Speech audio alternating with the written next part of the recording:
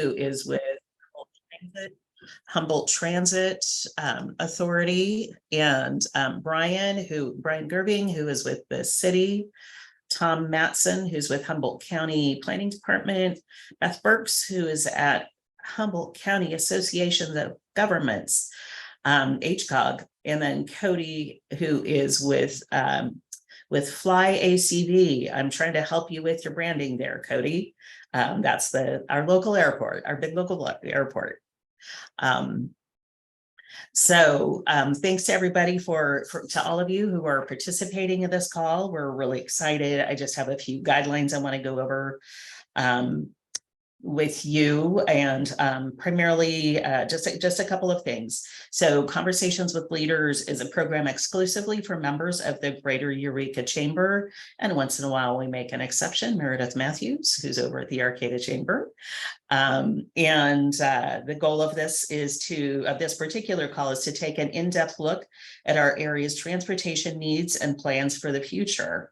We recognize that those on the call may have varying views on this topic, and we are glad to engage all perspectives and engage in discussion around those varying perspectives. That said, all participants are expected to engage with civility and respect and keep to the topic being discussed. So no bunny trails.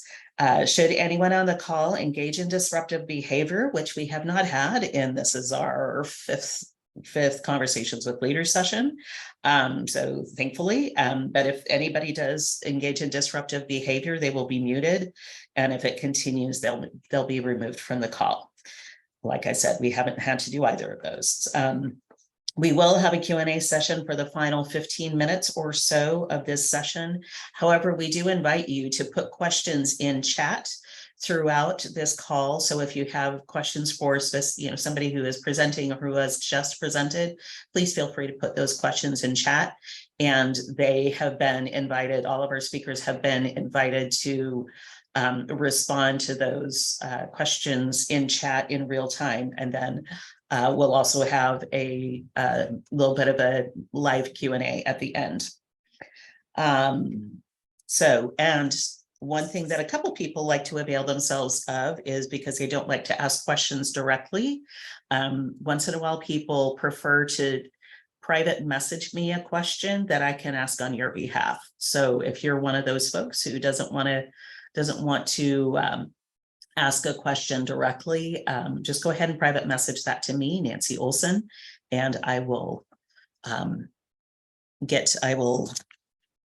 make sure that your question is answered. So how we're going to do this is each of our speakers has about 10 minutes to talk about everything they do. It's not a fair amount of time, but we have lots of things that we want to share with you. So they'll be sharing some highlights of their work and things that we've kind of collectively thought might be most of interest to the business community. So we'll have them speak in alphabetical order by first name. So you know who's coming out first: Beth, then Brandon, then Brian, and then Cody, and then Katie and Tom. You are bringing us home on that one. So some have some PowerPoint presentations that they're glad to share with folks. Others are just going to share what's going on. So feel free to take notes. One last thing, we are recording this call and it will be shared publicly. So if anybody has any challenges with that, we ask you may want to drop from this call.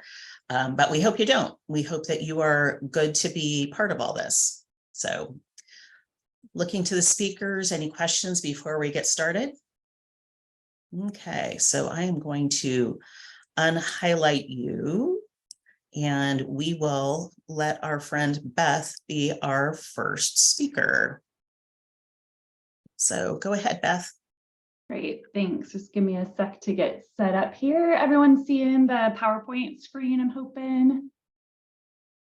Yes? Yes, looks good. Great, thanks. Yeah, so as Nancy mentioned, I'm the executive director of the Humboldt County Association of Governments.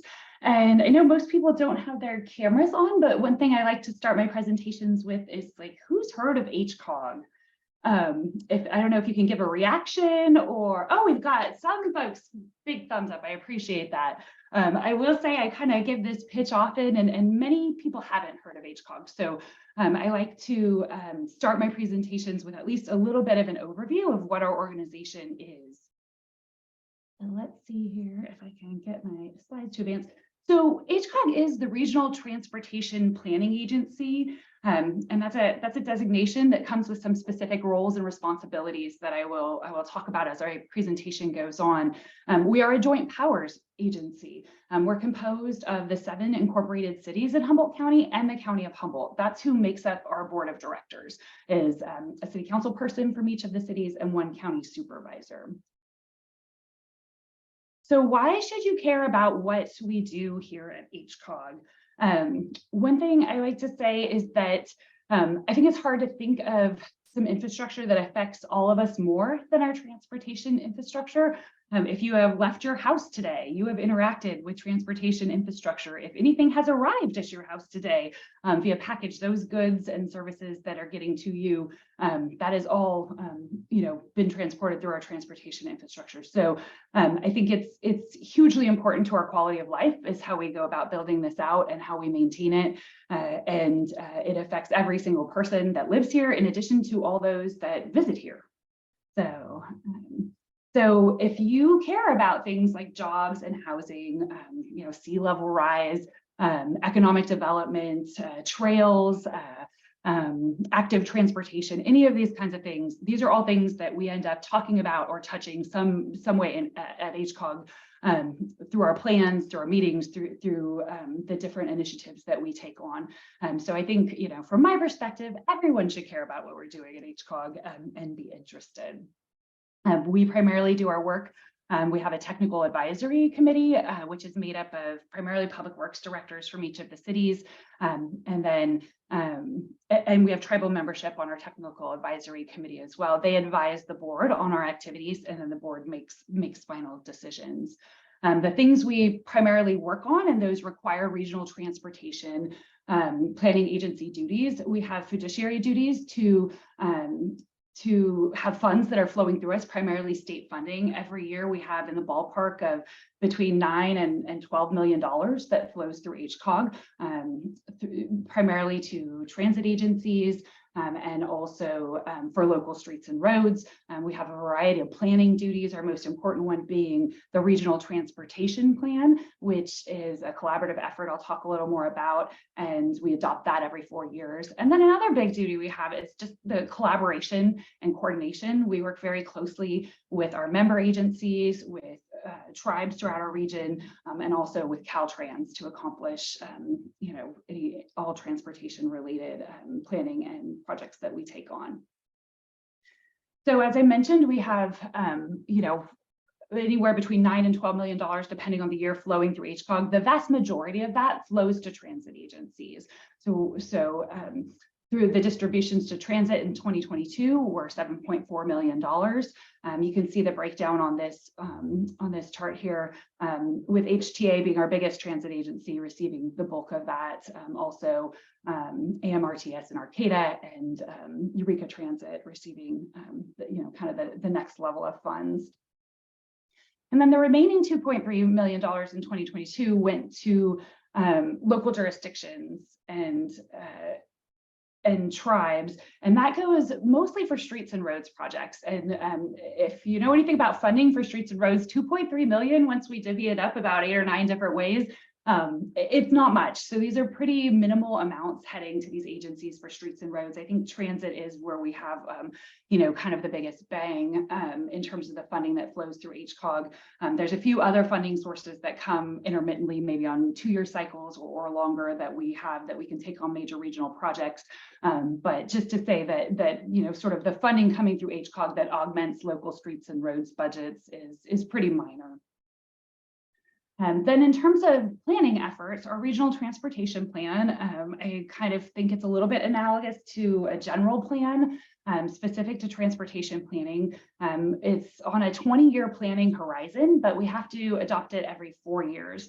And we do this through a lot of community engagement to get started. And then we take our policies to to the technical advisory committee and to the board.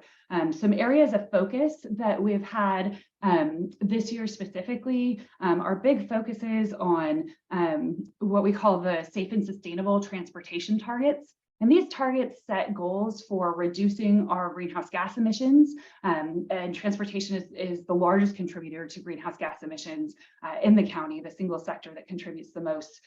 So in doing that, we do talk about, transitioning to electric vehicles or other types of vehicles like hydrogen. We also have goals associated with mode shift, getting people out of private vehicles and either using transit or active transportation. This also flows into policies related to where we would like to see, we don't have any land use authority, but where we would like to see housing be encouraged, which is generally infill areas. And also really looking at safety, which I'll talk more about, because we can't get people out of their cars and using active transportation modes if they're not going to be safe doing it. So safety ends up being a big focus of ours here at HCAOG. As I mentioned, core focus areas really coming out of that regional transportation plan. Safety is I think probably number one that we worry about, and I've got some statistics I'll show you here on the next slide. And then boosting transit. So I'm not going to talk too much about transit because we have a representative from Humboldt Transit Authority here, but really doing all we can to promote that mode shift and getting people out of private vehicles and onto our transit system, making sure that we have good funding for transit and more frequent transit, so ridership it's more convenient to take it. And really, we believe that by looking, really focusing on safety and transit, we kind of get these benefits that are in the middle of this, which is, a focus on equity, a focus on mode shift, and then the greenhouse gas reductions we're after.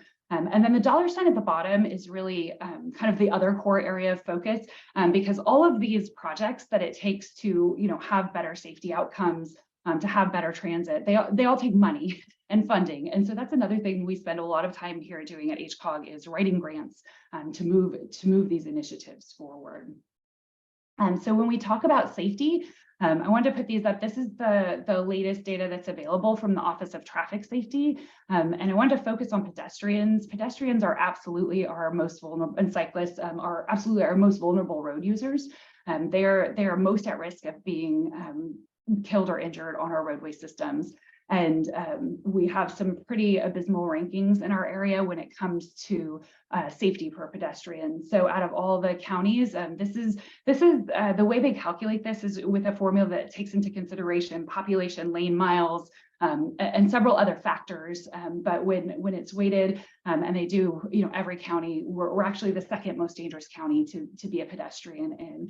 And Eureka, the way they do the city rankings is around similarly sized cities, and Eureka is ranking third most dangerous out of 91 cities. So we definitely have a lot of work to do. I know that Brian's here from the city, and that's a huge focus of theirs as well.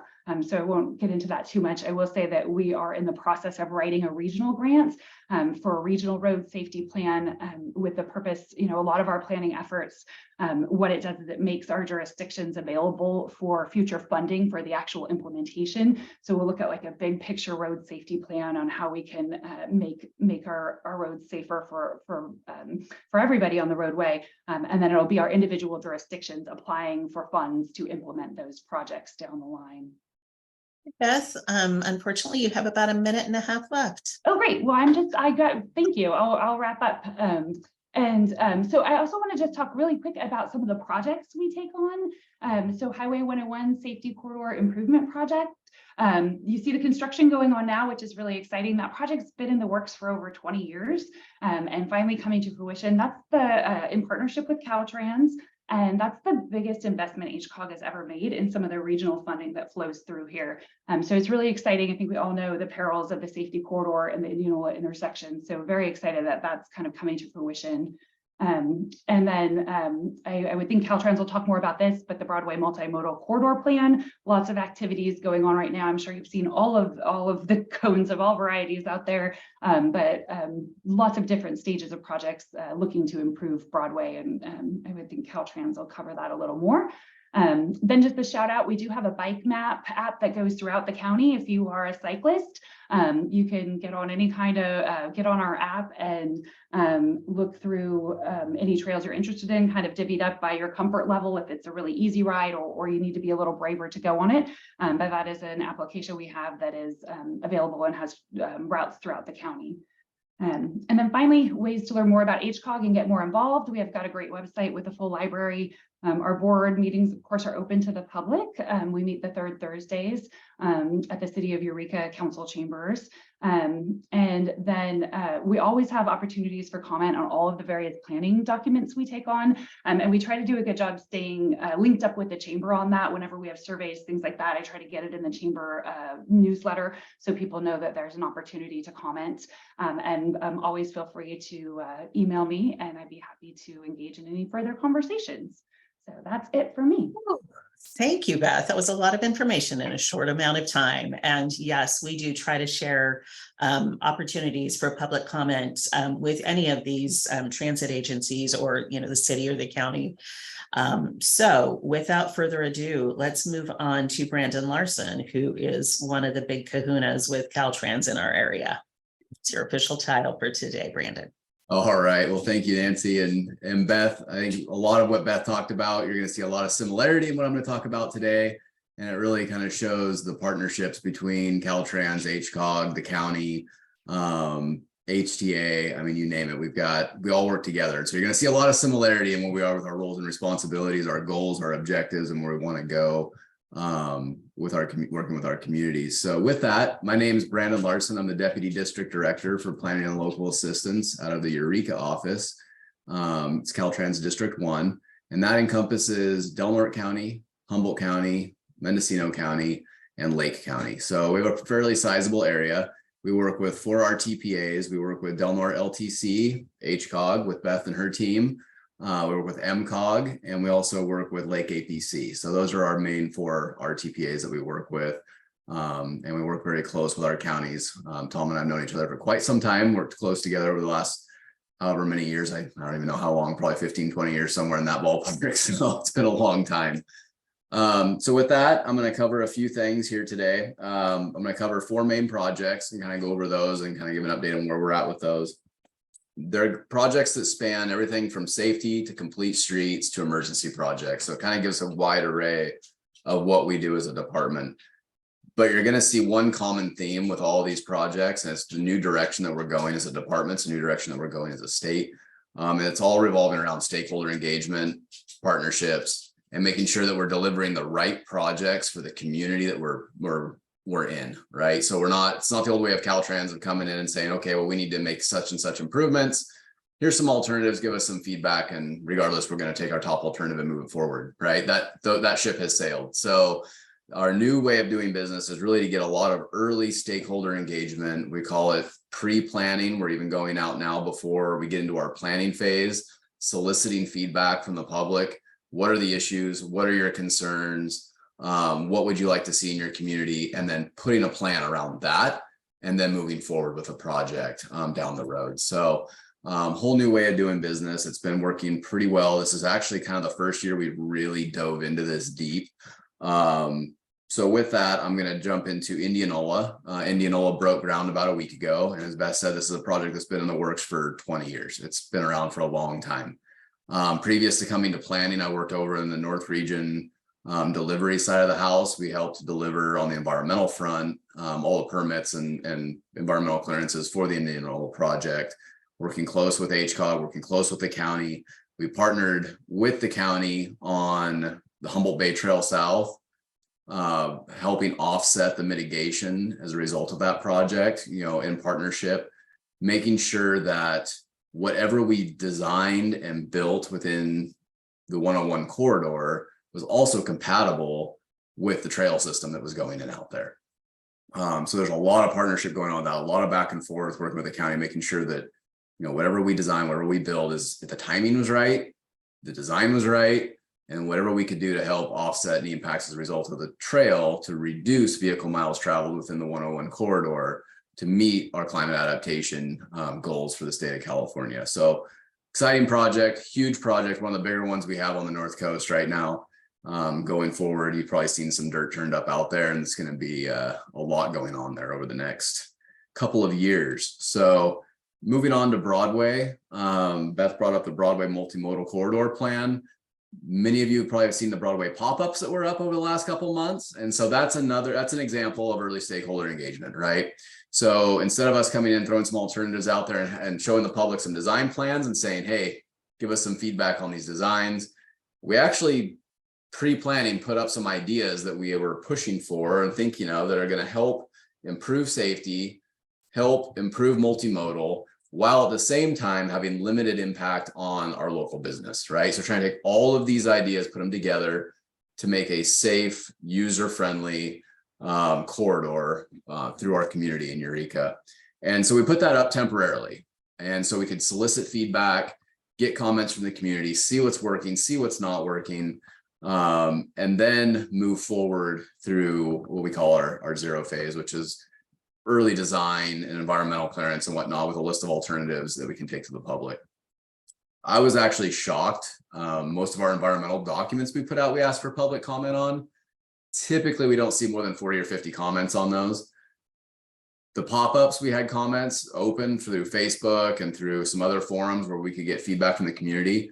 We got over 1,500 comments in 4 weeks, which is impressive. And I was very happy to see how much community involvement we got, how much feedback we got. And so the team right now is working through, kind of going through those comments and categorizing, you know, what we can do to help make those improvements when the Broadway corridor and make modification to those pop-ups. So it's going to meet everybody's needs at the end of the day. So that's currently going on. Last chance grade, I'll touch on that real quick. That's a massive safety project, emergency project. We've spent $83 million in emergency funds over the last 5 years trying to keep Highway 101 open at last chance grade.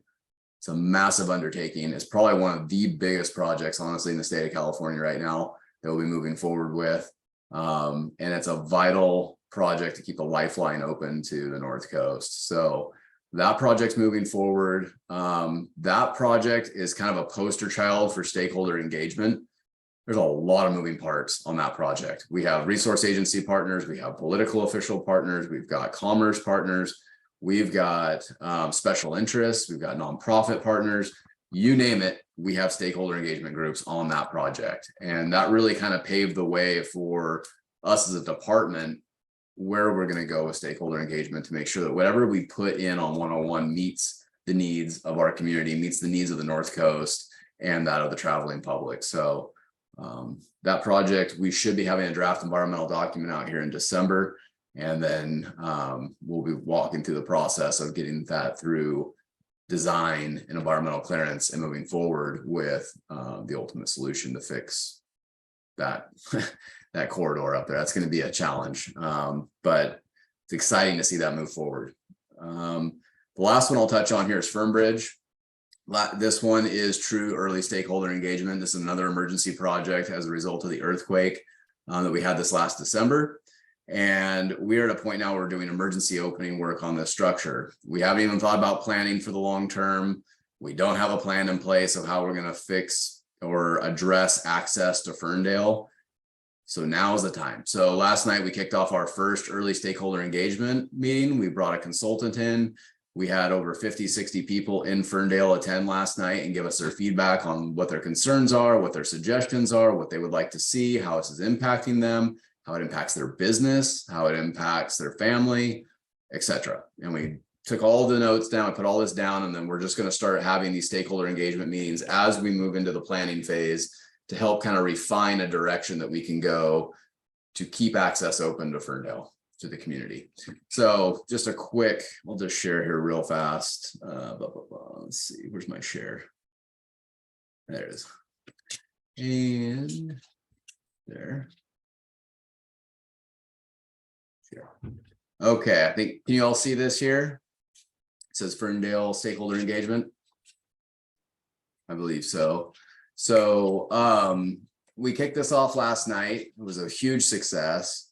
I'll just run through these here real quick. And so currently the construction update on this is what we're doing right now is we're going out and we're trying to salvage this old structure.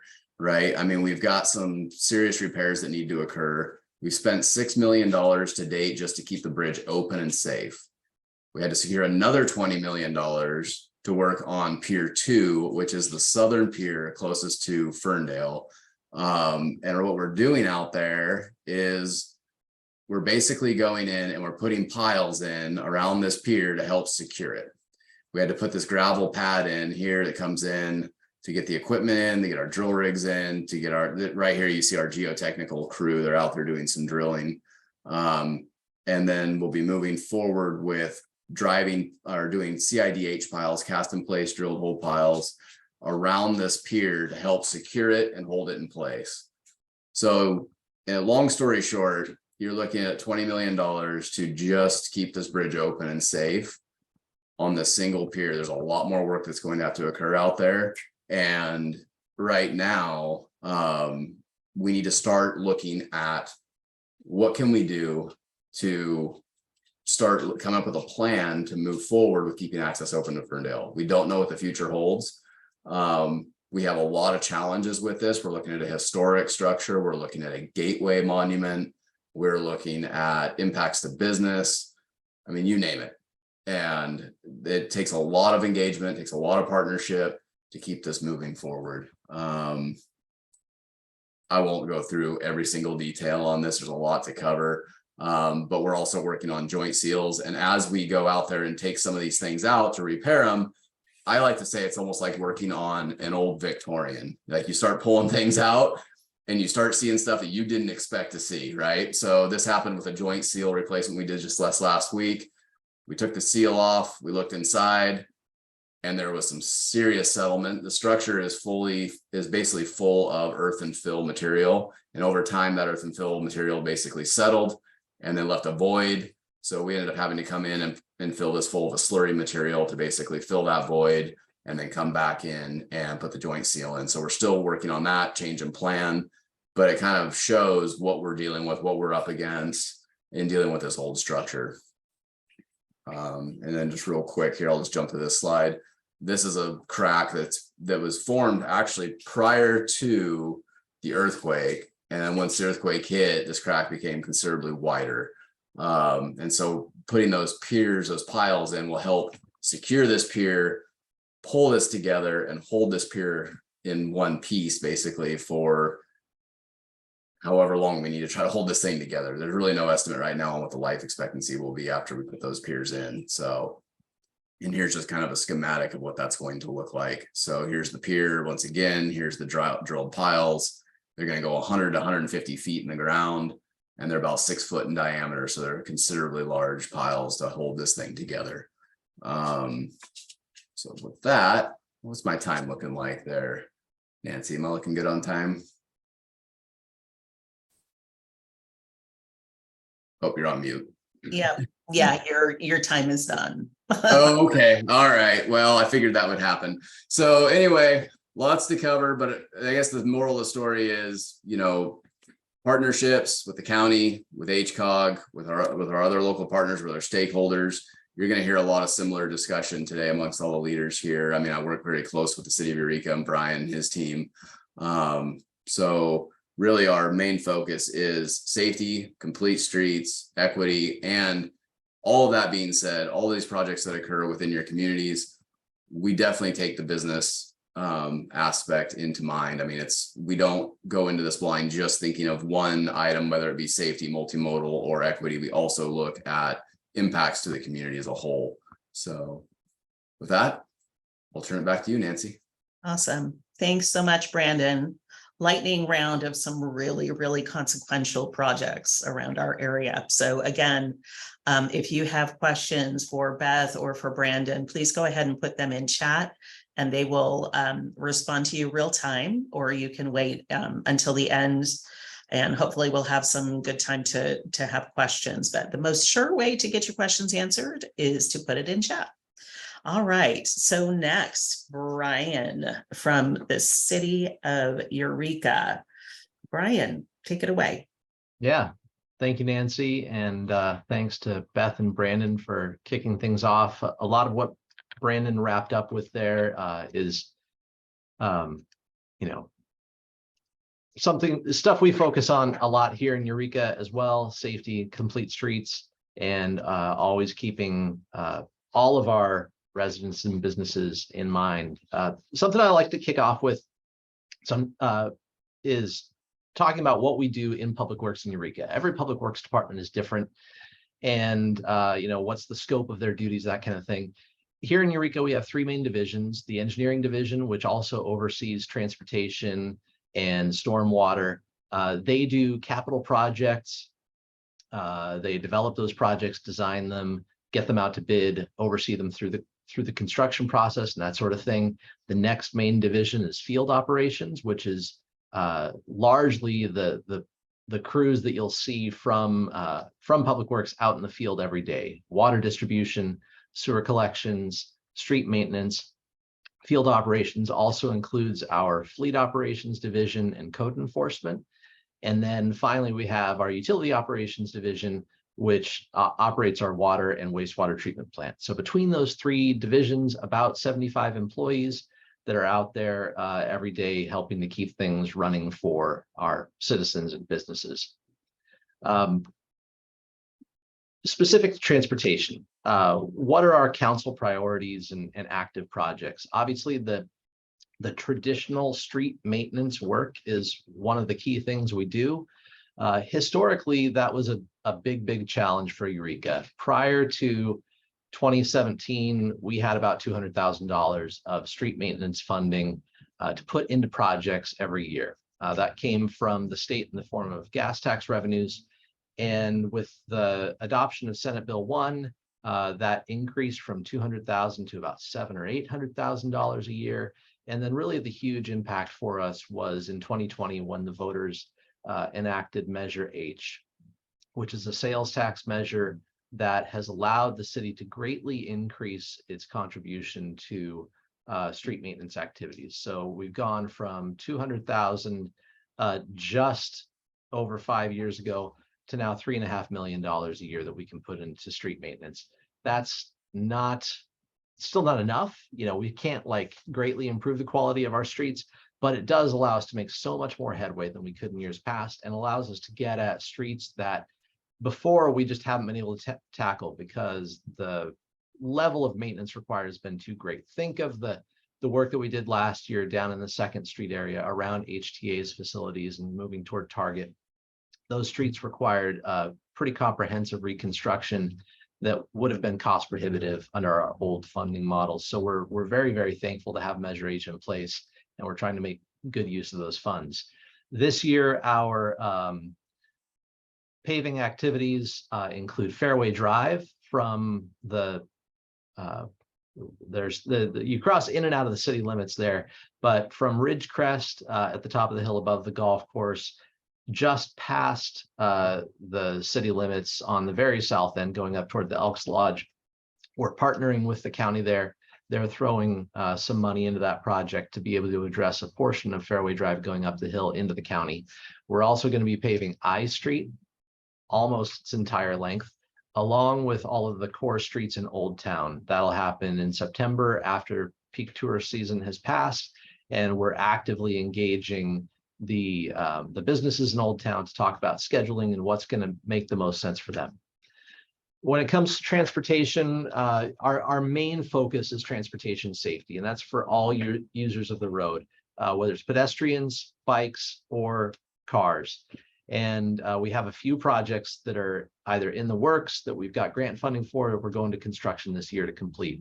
The first one is a large project that's going to revamp H and I streets as well as 6th and 7th streets.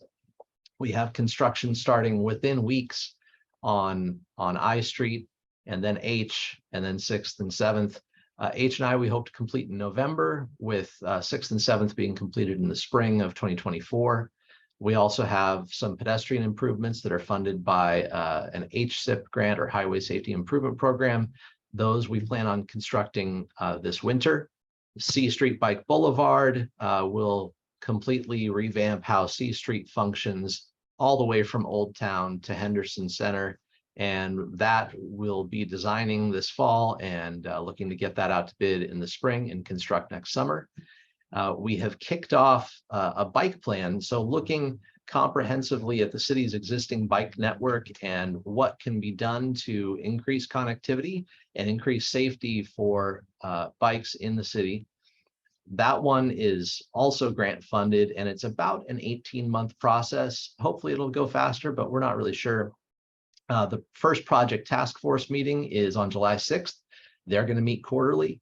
There will also be 3 community workshops virtually, and then 3 in-person public engagement events in September, November, and March. A website for the bike plan, a lot of surveys, and then presentations to both our Transportation Safety Commission and the City Council. Ultimately, we're going to conclude that project by February of 2025, hopefully sooner, but we'll see how it goes. When it comes to trails, we've been really successful in getting a lot of funding to construct trails in the city, with the waterfront trail, starting with the Hikshari Trail, and then phases B and C, looping around Target and back to the Open Door Clinic on Tidd Street. The most recent extension that we've completed is the 1 mile Elk River Estuary extension, which gets us down to basically to Humboldt Hill Road, still trying to increase connectivity there and working with Caltrans to make that happen. Then upcoming, we have about a $10 million project with 90% grant funding to complete the Beta Zoo Trail. So that will extend a trail from the existing terminus of the waterfront trail at Tidd Street up through the second slough, past Zane Middle School, crossing Boone Street, then going onto the street network and crossing Harris and getting people out to the zoo and around the Miracle Mile loop there by Washington School and the city's reservoir. It's an exciting project. It's been in the works for years. It's a big council priority, and we're excited for it. And then finally, I know that some of the chamber members are really engaged in what's going on with parking. We've completed a parking study last year, and this year we're now moving on to implementation of some of the recommendations that came out of that study. Basically looking at existing parking utilization from 2016 through, before and including times during COVID. The peak occupancy of our overall number of parking spaces in downtown and Old Town was 49%. We conduct those parking surveys annually during the summer. Another round is coming up. And the metric that you sort of are looking for, that you're aiming for, is 85% utilization of your available parking spaces. We're obviously nowhere close to that right now. It doesn't mean that, sometimes it might not be challenging to get a parking space. It's all about what's a reasonable distance to travel and what do you do if you don't have enough parking. So once we see sustained utilization above 85%, then we can look at what the options might be to change things a little bit. But for now, the short-term upcoming changes are changing some of the zones from 2 hour to 1 hour and implementing some 4-hour zones, as well as central pay for both our parking lots and on-street parking, and an on-street paid parking pilot project in the core Old Town area. So those are the basics of what we're working on right now and some of the overarching goals. I assume that I'm pretty close to time here, and I'll leave it at that.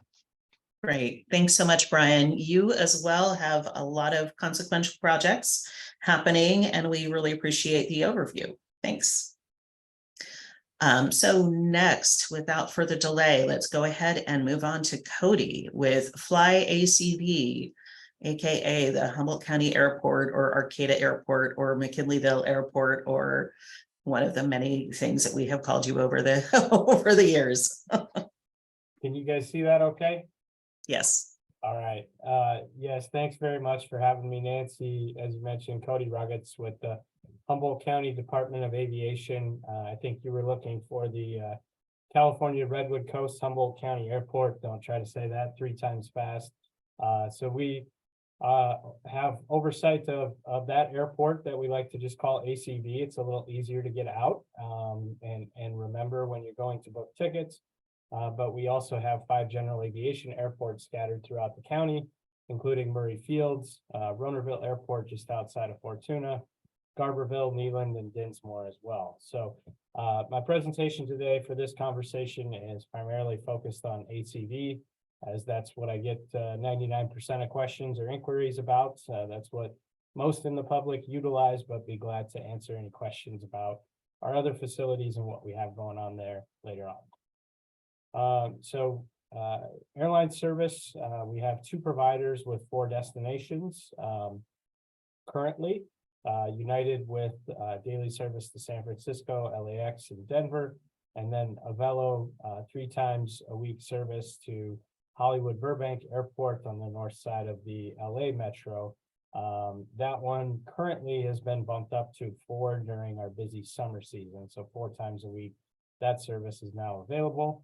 And you probably saw last week, we announced the exciting return in September of the direct to Las Vegas service that will be provided on Fridays and Mondays. So any Raiders fans that are still supporting the Raiders and their transition to Vegas, you will now be able to go down and catch a Sunday game for a very reasonable price as far as the airfare is concerned.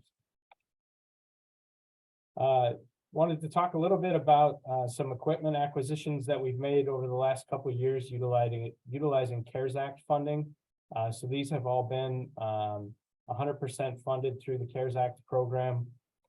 We have over $2.5 million in equipment that we've acquired with the focus on improving the longevity of our most expensive assets, our pavements, and better complying with federal regulations as we keep those pavements and the associated paint, signage, lights, and other things kept up in a better fashion.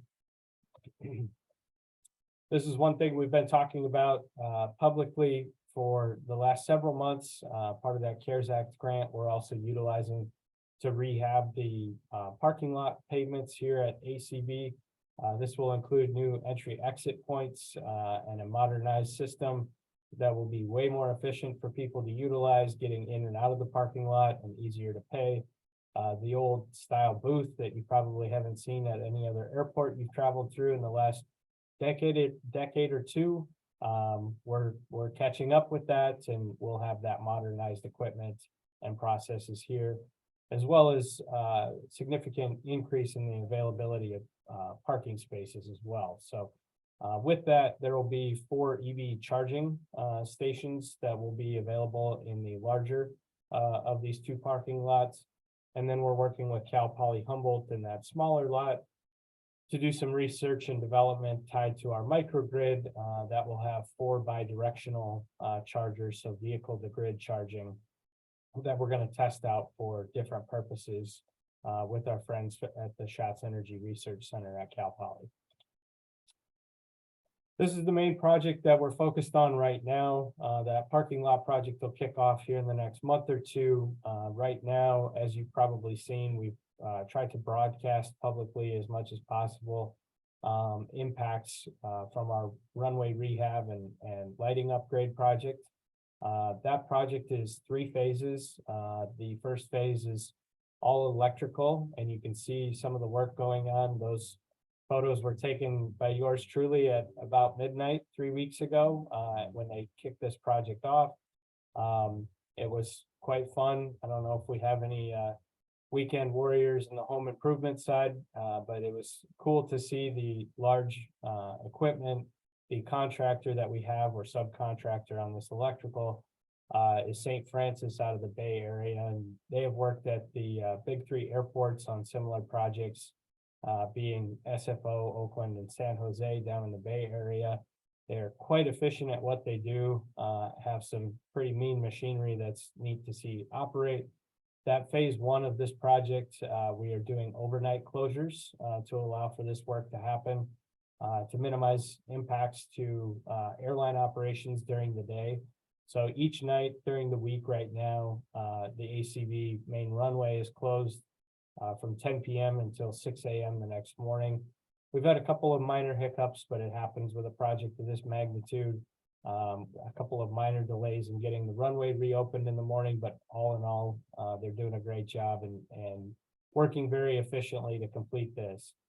When they're done with this phase, we'll roll into a runway closure or airfield closure rather, for ACV. That'll be August 14th through the 25th. So in a couple months, we'll have to close the entire runway down, and that will be to allow the paving crews to come out here. A local company, Mercer Fraser, got that bid, so we're excited to keep that work and that 90% federally funded project, that funding here local, supporting a local crew. And that 12-day project, they will be milling off 2 inches of that runway surface and then doing 3-inch overlays, 2 of them, so 6 in total. And that should help us get another 15 to 20 years of useful life out of that runway surface. Another thing that I'm asked often about is airline service. I get specific requests on why don't you get service here, there, or anywhere. I don't solely get to make that decision. That actually is all up to the airlines. Our job in our department is to be engaging with these airlines, which we do, not just myself, but with Diana Rios. I have a couple photos later to kind of show what we do in that engagement process. But really, we're throwing a sales pitch to the airline decision makers when we do meet with them and trying to sell our community and what we have going on with economic development and things like Cal Poly Humboldt, College of the Redwoods, other exciting things happening in our area that could drive additional airline traffic. The wind farm off of the shore, the fish farm development are all things that we're discussing with these airline representatives as we try to recruit new air service. This is a depiction of what we show them based on a data dig we did back in 2019. So this shows actually where our passengers are coming from and the drive times to get to our airport. We really have a population of 150,000 that we serve out of ACV. What we call that is our catchment area. So that's the locals that we're trying to pull from as we drive that traffic to ACV. We've had a lot of headlines related to air service here in recent years. In 2021, I think it was more positive news related to new routes than we had ever had in the history of ACV. And then unfortunately, we lost a couple of those dots. This used to be a little more populated as far as the route map, but this kind of depicts the growth that we experienced through those ups and downs. Even with the downturn and losing Phoenix and Vegas, we were still at over double the amount of seats offered daily in March of this year versus March of 2019. And that growth will continue and that number will tick back up when we bring Las Vegas back online in September. Cody, you've got about 1 or 2 more minutes. Perfect. I got 2 slides. So this one right here is Diana and I working. This was in Chicago earlier this year. We go into a large room and it's like speed dating with the airlines. There's about 30 to 40 different airlines that are typically in attendance and 200 plus communities represented. So we sit down at the table. We get 20 minutes to throw the pitch and really sell Humboldt County on why these different airlines should be starting service to our community. And Nancy and I talked ahead of this, and she asked me to touch on transportation to and from the airport. We did bring Lyft online in allowing them for pickup and drop off through a new agreement last fall. We're currently working with Uber to do the same. And then Avis Budget will be starting here in the next month or 2. So we'll have 2 rental car operators with Enterprise National currently operating at the ACV terminal. And with that, this is where Nancy tells me to stop talking about airports and we'll move on to the next. Cody, you are the best. Thank you. All right.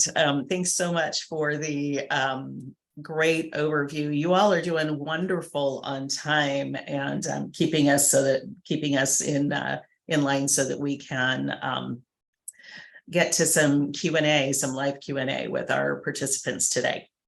So, Katie, Humboldt Transit Authority, it's your turn. Hello, everyone.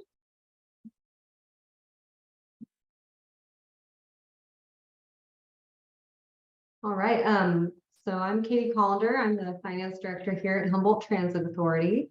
And I get to talk to you about some of our exciting upcoming projects. So we have around 50 employees, and that number is growing. We actually have a couple new systems coming online this fiscal year. We're actually going to take over operations of our Arcata transit system, and we're opening a new route called the Redwood Coast Express that I'll touch on. Humboldt Transit Authority is a joint powers authority. Our members include the county, cities of Eureka, Arcata, Fortuna, Trinidad, and Rio Del. And you can see over here our stats. As all transit agencies were, COVID hit us pretty hard, and we've seen a steep decline in ridership. We're now back to around 60% of what we were before, and that's up 30% from last year. So it's encouraging, but we're still really focused on trying to rebuild that ridership. You may have heard that we will hopefully have the first hydrogen fueling station up here in Humboldt County, and this was funded through a TRCP grant. And you may or not be aware that the California Air Resources Board has required that by 2029, all new vehicles purchased by transit agencies be zero emissions, which is either battery electric or hydrogen fuel cell. And due to power capacity restraints in our yard, we actually can't install enough chargers for a battery electric fleet. But that's actually okay because they have a lot of downtime while they're charging, which makes it really hard to provide the service we need.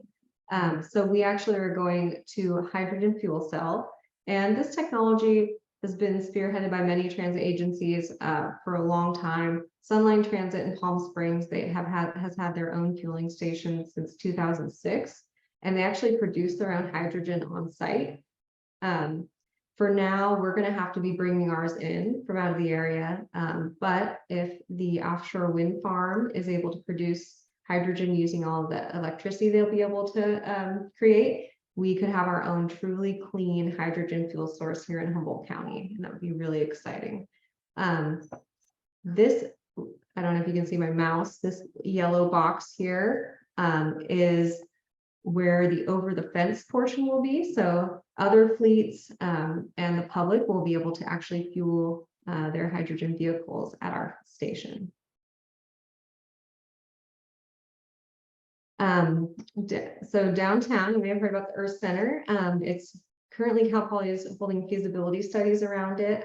Seen pictured here are some early kind of renderings that will definitely change before it's constructed. And it's going to be a transit-oriented development, which will give residents really easy access to affordable transportation, but also put them in a place where they have access to essential services without having to take any transit at all. Be walkable. There should be over 100 Cal Poly Humboldt students living in this building, and our portion is going to be funded through the TIRCP grant. And our transit center is going to be on the corner of 3rd and H, which is actually somewhere we've been using for over 40 years to do transfers. And this will provide additional amenities to those riders. So maybe, I don't know how many of you have heard of microtransit. It's very similar to Uber and Lyft, although the public version has kind of more specific pickup and drop off spots. And you'd be sharing this with other riders. As you can see, it's a smaller, more fuel efficient vehicle than our traditional 40-foot fixed route vehicles. And these have been piloted across the country successfully using apps, much like Uber and Lyft. And it allows us to serve the large area that we have in Humboldt and make those fixed routes the most efficient, and then have this be kind of a feeder into the larger system. HCAOG, as Beth mentioned, likes to help with grants, and they helped, they wrote a regional early action planning grant, and that would be and we applied for a microtransit pilot in McKinleyville, and it would do 3 years of operating and 4 electric shuttles.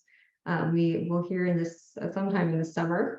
We don't know exactly when, but as you can see here, Redwood Transit currently serves McKinleyville, and that's a really inefficient route. Redwood Transit's a commuter. We would like to see that be in a straight line, really moving people from point A to point B. I'm not sure how long ago this was, but a consultant put together a traditional transit in McKinleyville map of what that could look like and serve these like really important areas. As you can see, that would really send people around and around and could take a long time. So putting in a micro transit zone in McKinleyville that would be served by these vehicles could really help streamline RTS and serve this kind of large area that's not doesn't have transit access right now. So it's very exciting. And we also hope to have a pilot in Eureka within this next fiscal year too.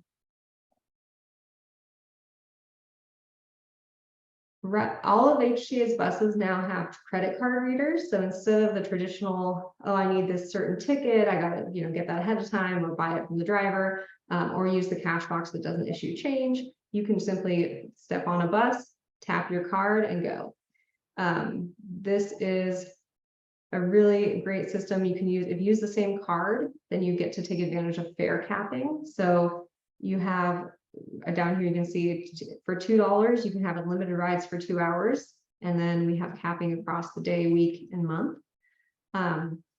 We're also integrated with Del Norte, Mendocino, and Lake County transits. So you can take advantage of fare capping across all of those agencies now because we all have the same readers. And we're looking to expand this locally as well to some other agencies like Fortuna, AMRTS in the near future.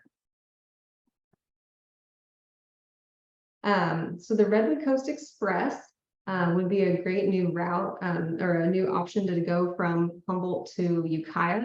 Right now, Greyhound doesn't run on Wednesday or Thursday. So that creates a service gap that we want to fill. And the Amtrak there's limited tickets you can buy from place A to place B. So based on this need, we're creating the Redwood Coast Express, and it would be originating in the Earth Center and drive all the way down to Mendocino, Ukiah.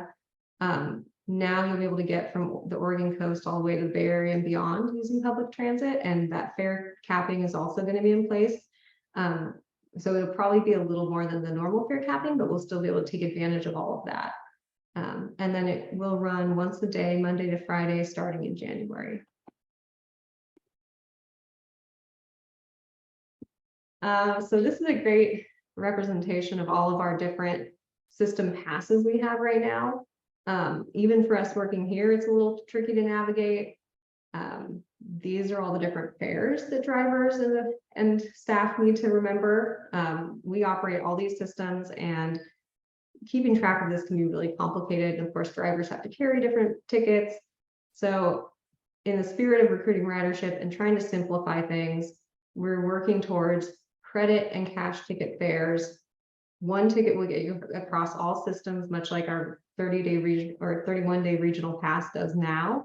That started in 2020 and has been very successful. So we're hoping to get that going in not too long. And along the same lines, here is our Redwood Transit, Willow Creek, Southern Humboldt, and ETS.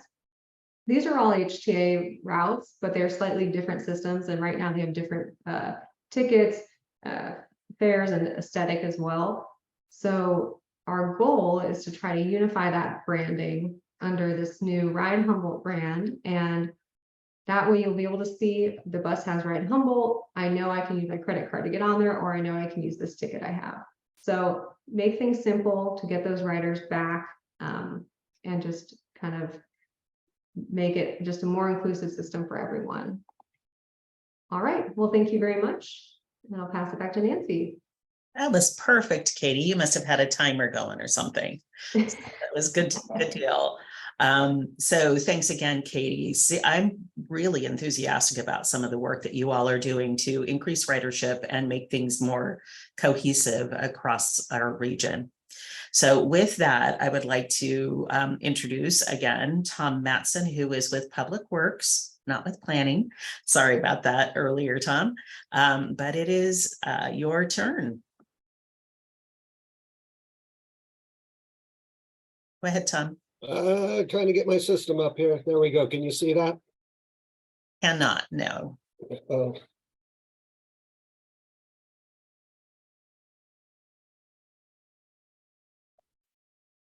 That's a problem.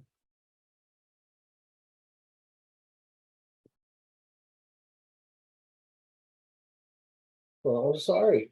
I didn't get a chance to do a preview, so I thought this was gonna work.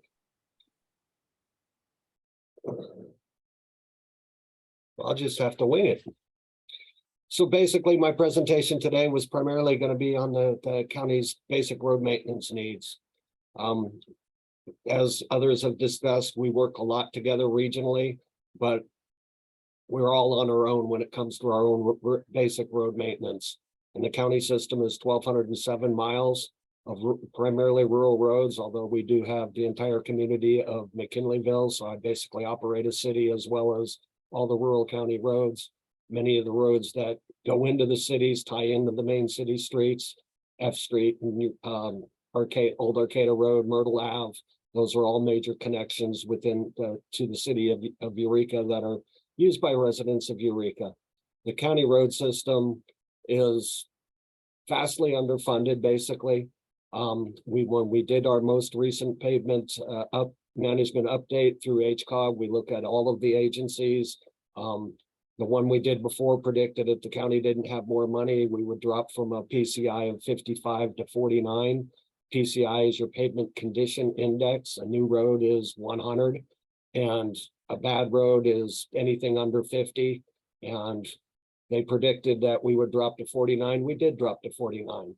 And this year's update, unfortunately, shows that in 10 years, if we don't get increased funding, our PCI will drop to 25, which is a very, very bad road.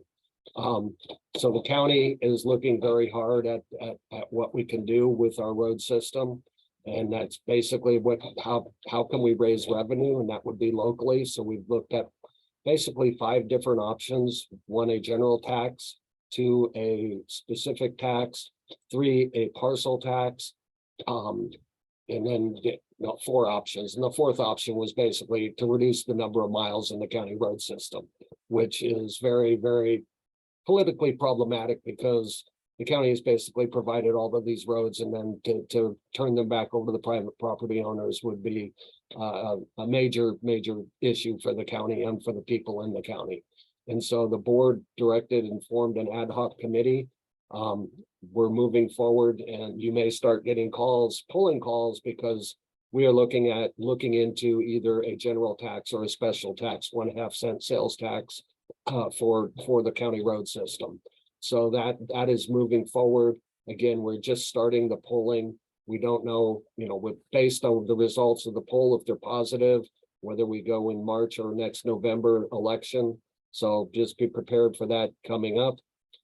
Major project wise, we have the as Brandon mentioned, the connecting trail between Arcata and Eureka is starting construction, and that's a major project, $20 million project for the county. Some very environmentally sensitive areas, and working close with Caltrans on that mitigation. We have the McKay track that we've been opening up. The Northridge parking lot is now publicly open with a trail system that you can enjoy. We just got a planning grant to continue the Bay Trail south of Eureka down to the College of the Redwoods. So we're beginning the planning stages on that. And if this is all complete, and we're moving forward with the trail north of Clam Beach, eventually we'd like to have a trail all the way from Trinidad to the College of Redwoods, and then on down to Fortuna if possible, and connecting all of the major communities. So we're well on track on that. As Brian said, there is a lot of money out there for trails, and Humboldt County has been very active, not just the county, but all the cities. We've been very, very lucky in getting all of these grants. A lot of areas don't have as good of proposals as we have. They don't have the regional cooperation it takes, and all of those get us the bonus points to bring money into the communities, so we can enhance the non-motorized transportation. Speaking of other things that the department does, I know you said just to talk about roads, but Public Works is actually in charge of all the county buildings, the county levy system, the county park system. So we have, this year our budget's about $150 million, about $80 million of that is capital funds, one-time funds for projects. Well, of course, the Bay Trail is a big part of them. but mainly the county's capital building program on its roads is storm damage. We have probably $30 million in storm damage project going to construction this summer, 20 million last year. We had about 15 million in additional damage this year from the two rain events, the rain and snow event and a rain event, and then the major earthquake of December 20th that we're still finding damage from in our buildings and other facilities countywide. So that's without my PowerPoint. I'm sorry. I would have went into a lot of really boring detail about the roads and how they're funded and pictures of different road conditions. But if you have any questions on the county roads, please give me a holler, and look forward to the trail connections coming up, and listen out for the polling calls that are going to be coming out to see if people are willing to pay locally for improved county roads. Thank you. Great. Thanks so much, Tom. Sorry your technology didn't cooperate with you, but I think you gave us a good overview of what's happening. So we are now in a good space to be able to take some live questions. If you have any questions, please go ahead and raise your hand using the reactions button at the bottom of your screen. So, Linda, go ahead. Hi, thank you everybody for coming with that information. That was really interesting, and Tom, you know, the thing about the public roads and stuff with the polling, we might want to comment on this, as I'm hoping that when that information comes out, you know, they can also tie it to impacts of not having roads, you know, improve. So, you know, we can't get other services in there that are important for safety, and just, you know, our food. But the other question is just for all of you, is one of the things that, you know, that we run into here at Recology is the challenges with being able to find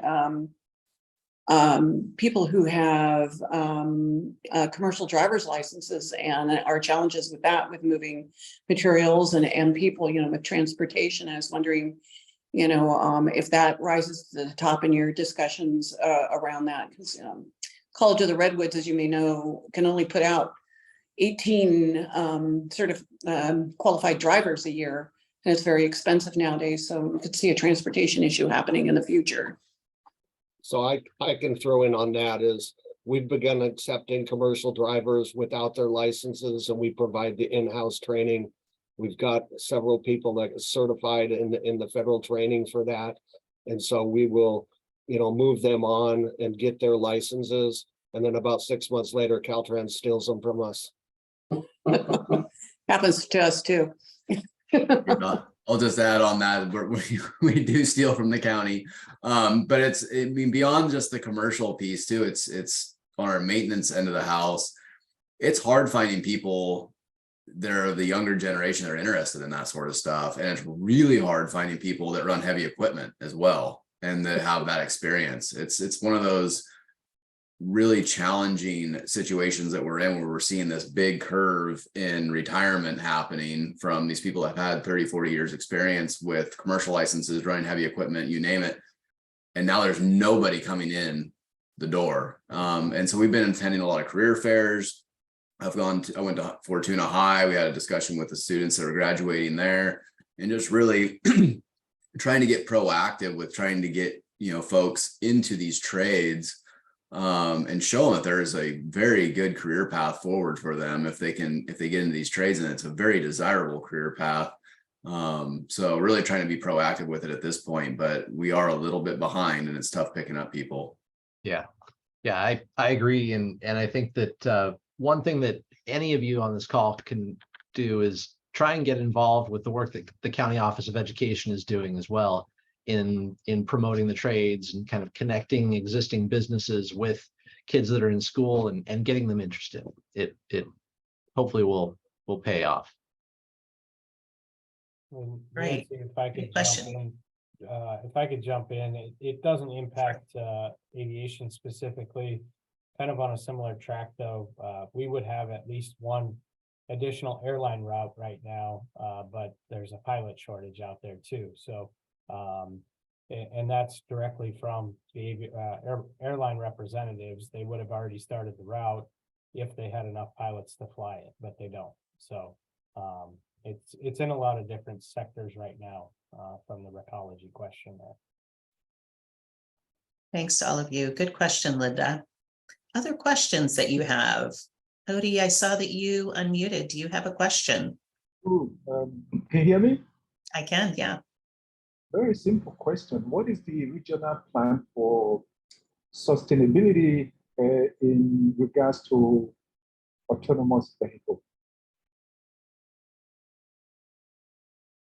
So, Odie, if I heard you correctly, your question is about sustainability in transportation? Well, in transportation and autonomous vehicle, Oh, driver. and autonomous vehicles. Okay, great. Thanks, Odie. So sustainability and autonomous vehicles. So that's something that's always on all of our minds with climate change and moving to electric vehicles. Autonomous vehicles, there's still a lot of questions of their reliability on rural county roads with no striping. So there's, we're all moving that direction. That's also gonna have a major effect on how roads are financed, because we're all financed on gas right now. And as we phase out gas, there's got to be a different way to finance roads. And so, I have a vehicle fleet I manage. We are converting it to electricity. I have issues with that in Southern Humboldt because there's no electricity available. And how are we going to have charging stations? So we're looking at, how do we all work together as agencies to have not just the electric vehicle charging stations, but we're all looking at hydrogen, as HDA brought up, for the heavier equipment. That's all going to be hydrogen. That's not going to be electric. And how do we build out all of those stations throughout the county? Or is it going to be the private sector like gas stations? How are we going to do this? So there's a lot of thought going on about that right now. I can't tell you where we're going to end up other than it's happening, and it's happening right now as we speak. And especially with autonomous vehicles, we're behind the 8 ball as public agencies because they're coming out with these things and not discussing with us what they need, what needs to be out there for them to work. And so we're scrambling on, how are we going to change and afford to change our infrastructure to make it work for these vehicles that are designed for urban cores, but are required statewide. So there's a lot of challenges out there that we're all facing right now. Yeah, very common for legislation and laws to be put in place that don't consider the challenges of rural environments like ours. And to add to that with HTA, so CARB put out the requirement that we all go zero emissions by 2029, but they didn't exactly give funding with that, right? So luckily we were able to get this TIRCP grant that's going to put in the facility, but that's not paying for fuel, paying for maintenance. All of our mechanics are having to learn a completely different way to work on these vehicles. We're actually partnering with College of the Redwoods as part of this grant to hopefully start some career training for people, but we're kind of being pushed blindly as guinea pigs into this new realm that we're not funded for, prepared for. We're not experts in renewable fuel. So this is going to be a really tough build-up period when we get this infrastructure. And even with our facility, until we have another one, there could be downtime where we're keeping our diesel as long as we can. We can't buy more, but we can keep them so that we make sure that transition period, that we're successful. And that hopefully by then there's a secondary station, or if we could produce it here. So there's a lot of questions, and it's not well funded. We have a lot of things we still have to work out, even though we're getting this great facility. So yeah, it's going to be very challenging. That's going to help us. I guarantee you. There's no funding for it. It's a challenge. So I think everyone on this call today, the panel, you guys are genius. You guys are going to be better genius when we can solve that problem of neglect. Thanks, Odie. You are somebody who's always thinking of the future. We appreciate that. So any other questions for our panel today? Cody, go ahead. Yeah, Nancy, first I'd like to just thank that person for the last question. I've been called a lot of things on calls like this, but never a genius, so that was very kind. As far as the airport goes, we're trying to tackle that from both the internal perspective and the public facing perspective. I mentioned the 4 chargers that we'll have installed in the new parking lot available for public or passenger use. We're also installing the underground conduit as a part of that project to expand that system up to 50 chargers in the future. So the infrastructure underground will all be there. It'll be a little more complex than plug and play, but quite simple and easy as we're able to hopefully get more grant funding in the future. Internally, the work we're doing with shots on that parking lot project and tying that to our microgrid with the vehicle to grid. One of our 3 vehicles that are all gas powered pickup trucks right now that we use to go around and maintain our airports, that'll change over to an electric vehicle. So technically speaking, we'll be at a third of our fleet will be electric rather than gas powered. Great. Any last questions? Go ahead, Linda. Oh, it's me again. It's just kind of like more of a comment is one of the things that I hate it when people say this in my industry, the somebody should do this or have you thought of this kind of thing, but just throwing this out there, if anybody's ever looking for a project, one of the things I really see that is a huge need for this community is to really take a good inventory of materials leaving and coming back into the community and what kind of trucks are being used and airlines are being used, airways freight is being used so that we can make the most efficient use of all the transportation in and out for the people who are doing business here and the people who need product. Anyway, that's kind of like what my comment, I was always seeing the lack of that. And I'm hoping that with the wind energy that's coming in here, that we might be able to tackle that problem. I might be retired by then, but I don't know. I just thought I'd throw it out there because it's one of the things that interests me. Thanks, Linda. Any responses to that? No, I'd just say like one thing we do track quite a bit is freight movement, goods movement, ingress and egress out of this area. Now we don't break it down as far as like what kind of product we're looking at, but we do look at types of trucks, size of trucks, volumes of trucks, and whatnot. So that is being looked at, and that is a great point of looking at where does this commerce come from? What kind of commerce we're looking at, because it does make a big difference when you're looking at different types of goods, as far as where those goods are going, what kind of goods those are, as far as like, the time it takes them to get from point A to point B, what are they moving? So no, good point, well taken. And yeah, it is something that we strive to improve upon as a department for sure. Thanks, Brandon. So if there's no other questions, I do have one question.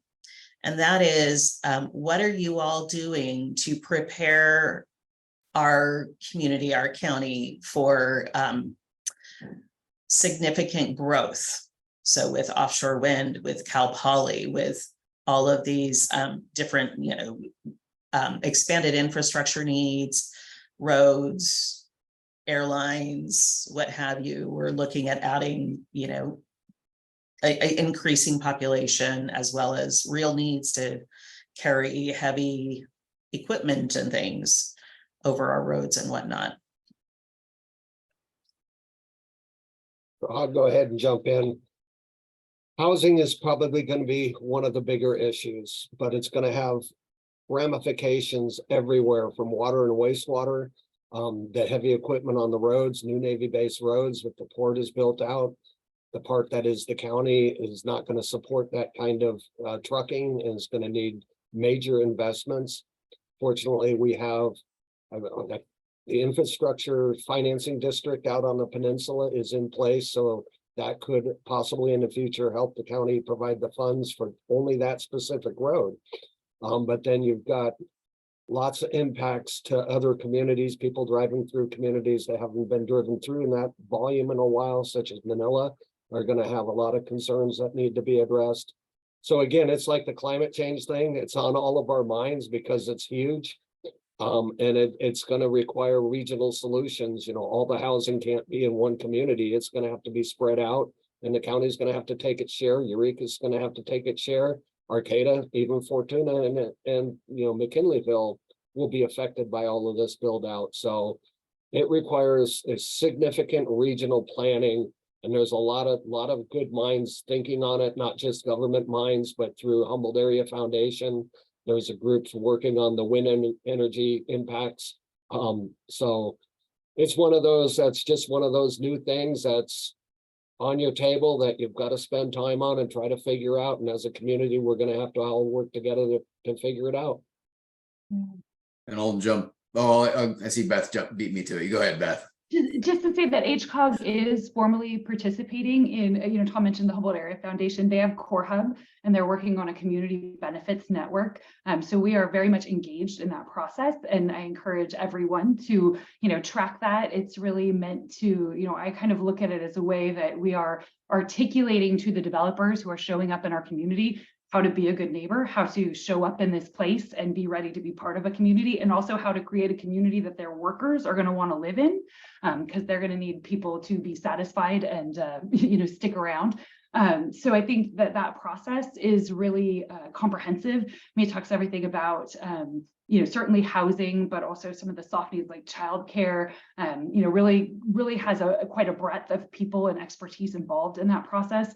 There's going to be more outreach with that Core Hub Community Benefits Network to the larger community. And I would just encourage everyone to stay very much engaged so that we can be sure it's sort of the terms we're putting in front of the developers, really represent the needs of the community going forward. And the only thing I'll add to that is, from the transportation end of things, it just really boils down to close communication and partnership with HCAOG, with Humboldt County, with the city of Eureka, and just really focusing on what those regional plans are looking like, what the end goal is of the community and the county and the cities moving forward, so that whatever we put in infrastructure wise helps assist, with the needs of the county and the community and the cities that we're working within. So we've got a lot of projects coming down the pipe, like the Broadway pop-ups, Broadway multimodal projects. We've got, Eureka Slough Bridges coming in the future. We've got some big projects coming that are going to take a lot of cooperation and partnership with the counties and the cities to make sure that what infrastructure we're improving meets their needs as well, and primarily meets the needs of the community. So there's lots of planning and thinking at this point. Lots of people working together, which I've certainly seen. So looking forward to seeing what those plans include and how we're going to get there, what we're going to, and what this is going to require of our community in the next decade, 2 decades, because we're looking at some pretty massive changes. So, all right. Any last comments from our speakers? Yeah, go ahead. Thank you for inviting me and listening to me. Yeah, absolutely, Tom. You've got a lot of information to share. I know that. So, all right. With that, I want to thank all of our speakers for giving us of your time. And not only will you have the folks who are on this call, this recording, as I said, will be shared with everybody who registered for this, as well as folks who received the chamber email, and it will also be hosted on our YouTube channel. So hopefully it gets a pretty broad reach. I will personally promote it as a great source to get a relatively quick overview of everything that's happening related to ground and air transportation in our area. So thank you so much. Thanks for those of you who participated, and hopefully you gained some new knowledge. And if you have any questions that come up, you can contact me, or are all of you willing to maybe put your emails in chat so people can reach out to you directly if they have other questions? And then finally, we're going to take the summer off of our conversations with leaders. Like I said, this is our 5th one. We started these in January, the end of January. So we're going to take July and August off, but we're going to come back in September, and our focus for our September conversations with leaders will be on healthcare which promises to be a very interesting conversation. So hopefully some of our speakers, I see you nodding your heads, hopefully you'll join us as well. So thanks again, everybody, for participating and for your great cooperation, and looking forward to and anxious to see what the realities are in front of us. So thanks, everyone. Thank you. Thank you. You. Thank you, everybody.